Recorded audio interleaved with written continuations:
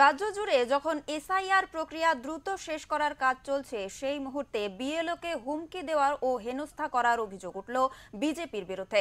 ভাটপাড়া বিধানসভা ২ নম্বর ওয়ার্ডের বিএলও শৈলেন্দ্র চৌধুরীর সঙ্গে এই ঘটনা বলেই জানা যায়। ভাটপাড়া পুরসভার ভাইস চেয়ারম্যান দেবজ্যোতি ঘোষ বলেন, ৩ দিন আগে ২ নম্বর ওয়ার্ডের বিএলওকে বিজেপির কিছু লোকজন হুমকি দিয়েছে।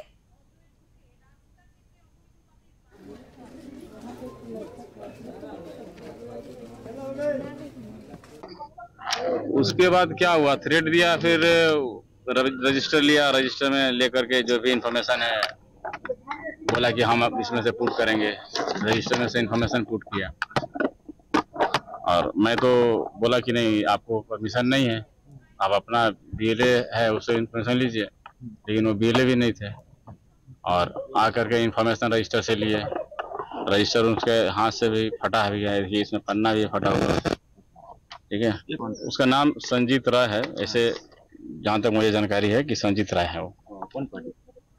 वो तो बीजेपी पार्टी के सबसे थे, ठीक है।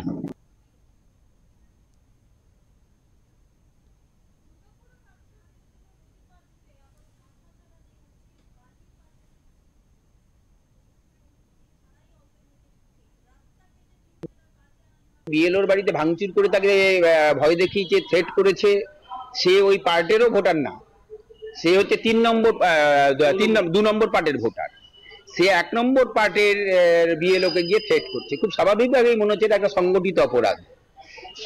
আর ভারতীয় জনতা পার্টির ওই পার্টের এজেন্ট। হ্যাঁ হ্যাঁ, এই আতঙ্কে কাজ বন্ধ করে দেন বিএলও শৈলেন্দ্র চৌধুরী। এই ঘটনার কথা নির্বাচন কমিশনকে জানান তিনি। অন্যদিকে ব্যারাকপুর সাংগঠনিক জেলার বিজেপির সহ সভাপতি প্রিয়াঙ্কু পান্ডে বলেন, তৃণমূল যে অভিযোগ করেছে তা সম্পূর্ণ মিথ্যে, এর সাথে বিজেপির কোনো সম্পর্ক নেই। দেখুন, এই কথাটাই ভুল, মিথ্যা। এটা পুরো প্ল্যানিং করে একটা তৃণমূলের ওখানকার যারা নেতারা আছে তারা এটা সেটিং করছে। আসল জিনিসটা হচ্ছে 1 নম্বর বুথে বিএলএ 2 আছেন শঙ্কর সিং, ওনার দাদা গ্রামের একজন আত্মীয় ওনার মারা গিয়েছেন, উনি গ্রামে আছেন।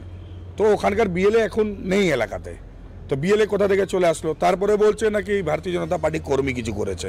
আমি প্রকাশ্যে বলতে চাইছি যে ভারতীয় জনতা পার্টি কর্মী এসআইআর সমর্থনে আছে।